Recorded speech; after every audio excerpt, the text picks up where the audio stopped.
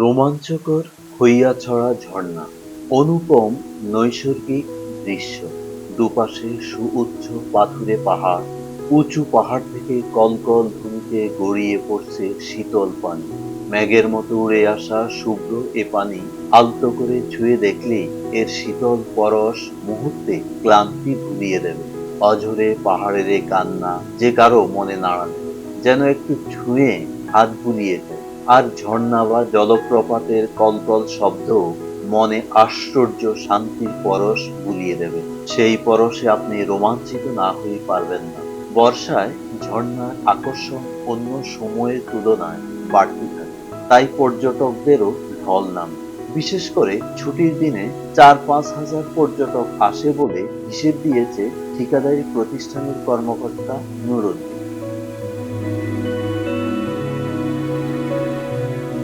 আকার আকৃতি ও গঠনশৈলীর দিক দিয়ে বেশ বড় খৈয়াছড়া ঝর্ণা। এর মোট ৯টি মূল ধাপ ও অনেকগুলো বিচ্ছিন্ন ধাপ আছে। প্রকৃতির নান্দনিক তুলিতে আঁকা সৌন্দর্য দেখে মুগ্ধ হচ্ছে দেশের ভ্রমণ পিপাসু মানুষ। অনেকে রাতের বেলায় চাঁদের আলোয় ঝর্ণার অপরূপ সৌন্দর্য উপভোগ করতে পাহাড়ের পাদদেশে তাঁবু টাঙিয়ে অবস্থান করে। প্রকৃতির অপরূপ সৃষ্টি সেতু বন্ধন করে সবুজের চাদরে ঢাকা বনানী রূপের আগুন ঝরা, যেখানে প্রকৃতি খেলা করে আপন মনে। ঝুমঝুম শব্দে বয়ে চলা ঝর্ণা ধারায় গা ভিজিয়ে মানুষ যান্ত্রিক জীবনের অবসাদ থেকে নিজেকে ধুয়ে সজীব করে। খৈয়াছড়ায় আছে অনেকগুলো বিচ্ছিন্ন ধাপ, যা বাংলাদেশের আর কোনো ঝর্ণাতে এখনো পর্যন্ত দেখা যায়নি। তাই খৈয়াছড়াকে বলা হয় বাংলাদেশের ঝর্ণার রানী। ধারণা করা হয় প্রায় ৫০ বছর আগে থেকেই প্রবাহিত হচ্ছে খৈয়াছড়া ঝর্ণাটি। জনমানবহীন পাহাড়ি এলাকা এবং ঝোপ ঝাড়ের আধিক্যের জন্য এটির অবস্থান আবিষ্কারে সময় লেগেছে। আবার অনেকে ধারণা করেন প্রায় ৬০ বছর আগে পাহাড়ি ঢলের ফলে এই ঝর্ণাটি তৈরি হয়েছে। এর পূর্বে এখানে ঝর্ণাটি ছিল না। মিরসরাইয়ের খৈয়াছড়া গ্রামের সবুজ শ্যামল আঁকাবাঁকা মেঠো পথ পেরিয়েই দেখা মিলবে বিস্ময়কর ঝর্ণা। খৈয়াছড়া এলাকার পাহাড়ে অবস্থান বলে এর নামকরণ করা হয়েছে খৈয়াছড়া ঝর্ণা। মিরসরাই উপজেলার খৈয়াছড়া ইউনিয়নের বড়তাকিয়া বাজারের উত্তর পাশে ঢাকা-চট্টগ্রাম মহাসড়কের ৪ কিলোমিটার পূর্বে এই ঝর্ণার অবস্থান। এর মধ্যে ২ কিলোমিটার পথ গাড়িতে যাওয়ার পর বাকি পথ যেতে হবে পায়ে হেঁটে। বাঁশের সাঁকো, ক্ষেতের আইল, আঁকাবাঁকা পাহাড়ি পথ, ছড়া, অন্তত ৪টি পাহাড় পেরিয়ে যখন ঝর্ণার স্বচ্ছ পানিতে গা ভিজাবে পর্যটক, তখন মনে হবে পথের এই দূরত্ব খুব সামান্য। টলটলে শান্ত পানির চুপচাপ বয়ে চলার ধরনেই বলে দেবে এর উৎস অবশ্যই বিশাল কিছু। স্থানীয়দের বাড়ি ও ক্ষেতের আইলের পাশে বেড়ে ওঠা আম, নারকেল আর পেঁপের বাগান পেরিয়ে এরপর শুধু ঝিরিপথ ধরে এগিয়ে যাওয়া। কিছুক্ষণের মধ্যেই পর্যটকরা আবিষ্কার করবেন লাল আর নীল রঙের ফড়িংয়ের মিছিল। যতদূর পর্যন্ত জিরিপথ গেছে ততদূর পর্যন্ত তাদের মন মাতানো ঝিঝি পোকার গুঞ্জন শোনা যায়। হাঁটতে হাঁটতেই শুনতে পাওয়া যায় পানি কলকল ধ্বনি। চারপাশে মন ভালো করে দেয়া সবুজ ধূপ খাচ্ছে ফড়িংয়ের পাখা।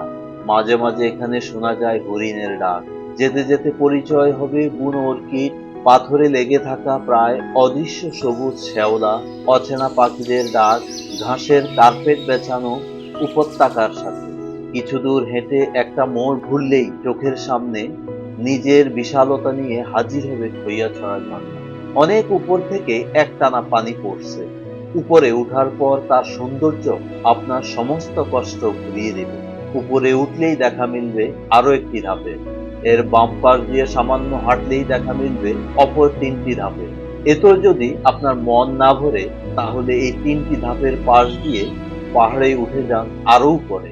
সেখানে আশপাশের বহুদূর বিস্তৃত পাহাড় আর জঙ্গলের অপূর্ব দৃশ্য কিছুক্ষণের জন্য হলেও আপনাকে ভুলিয়ে দেবে আপনার পরিশ্রম আর নিরাপদে নিচে ফিরে যাওয়ার ভাবনার কথা।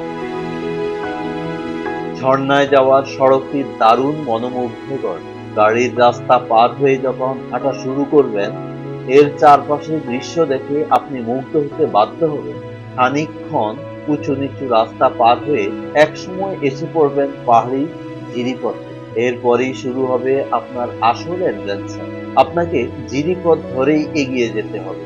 কখনো হাঁটু পানিতে পাথরের উপর দিয়ে হাঁটবেন তো সেই পানি কখনো কখনো আপনার কোমর ছাড়িয়ে বুক পর্যন্ত উঠে আসবে। আনুমানিক ১.৫ ঘন্টার মতো হাঁটার পর আপনি ঝর্ণার কাছে পৌঁছে যাবেন। এরপর যখন খৈয়াছড়ার দর্শন পাবেন, তখন বিস্ময়ে অভিভূত হওয়া ছাড়া আর কোনো পথ থাকবে না। এই ঝর্ণার পানিতে গোসল করার লোভ সামলানো কারো পক্ষেই সম্ভব নয়। সুতরাং দেরি না করে নেমে পড়ুন ঠান্ডা ঝর্ণার পানিতে। ঝর্ণার বাম দিক থেকে ডান দিক অপেক্ষাকৃত গভীর। মনে রাখবেন, হইয়াছড়া ঝর্ণায় যাওয়ার রাস্তা বেশ দুর্গম, বন্দুক ও পাথরের স্থান পিচ্ছিল। তাই হাতে লাঠি ও পায়ে অ্যাংলেট পরে সতর্ক হয়ে পথ চলতে হবে। মারাত্মক কোনো দুর্ঘটনা ঘটলে ওই দুর্গম রাস্তা পাড়ি দিয়ে ফিরে আসা অনেক কঠিন। প্রতি বছরই অসতর্কতার কারণে একাধিক পর্যটক দুর্ঘটনার শিকার হয়ে পঙ্গুত্ব বরণ করছেন এবং অনেকে মারাও গেছেন। শিশু, বয়স্ক ও অসুস্থ কাউকেই নেয়া কোনোভাবেই ঠিক হবে না। পাহাড়ে চড়ার অভিজ্ঞতা না থাকলে বেশি উপরে না উঠাই ভালো। সাঁতার না জানা থাকলে লাইফ জ্যাকেট পরিধান করে যাওয়া ভালো। ছুটির দিন ছাড়া খৈয়াছড়া ঝর্ণায় যাওয়াটা বেশ ঝুঁকিপূর্ণ। কেননা অন্যান্য দিন পর্যটক সমাগম কম থাকায় নির্জন পাহাড়ি পথে চুরি, ছিনতাই ও ধর্ষণের মতো ঘটনা ঘটেছে বেশ কয়েকবার। তাই একাকী তাঁবু টানিয়ে রাত্রি যাপন করাটাও ঝুঁকিপূর্ণ। এখানে মোবাইল নেটওয়ার্কেও সবসময় কাজ করে না। কিভাবে যাবেন খৈয়াছড়া ঝর্ণা? ঢাকার যে কোনো বাস কাউন্টার থেকে চট্টগ্রামগামী বাসে উঠবেন। যাওয়ার পথে ঢাকা চট্টগ্রাম মহাসড়কের মিরসরাই পৌর সদর পার হয়ে বড়তাকিয়া বাজারের আগে খৈয়াছড়া আইডিয়াল স্কুলের সামনে নামবেন। ঢাকার ফকিরাপুর, সায়দাবাদ থেকে সোহাগ, গ্রিন লাইন, সৌদিয়া, হানিফ টিয়ার ট্রাভেলসের বাস যায় চট্টগ্রাম। এছাড়া শ্যামলী, হানিফ, ইউনিক, এসালম ইত্যাদি পরিবহনের নন এসি বাসও চলে এ পথে। কোথায় থাকবেন? বড়তাকিয়া বাজারে থাকার কোনো হোটেল নেই, তবে আপনি চাইলে স্থানীয় চেয়ারম্যানের বাংলোয় উঠতে পারেন। মিরসরাই সীতাকুণ্ডে খুব বেশি ভালো থাকা ও খাবার হোটেল না থাকলেও চট্টগ্রাম শহরের শুরুতে একে খান মোড়ে থাকার জন্য রয়েছে মায়ামি রিসোর্ট। খাবারের জন্য মিরসরাই সদরের পার্কিং রেস্টুরেন্ট, আলিফ রেস্টুরেন্ট ও ছোট কমলদহ এলাকায় বিখ্যাত ড্রাইভার হোটেল আছে। এছাড়াও হইয়াছড়া ঝর্ণায় আরো কিভাবে যাওয়া যায়, কোথায় থাকা যায় ও খাওয়া যায় তার নাম, নম্বর সহ বিস্তারিত তথ্য দেয়া আছে আমাদের ডেসক্রিপশন বক্সে।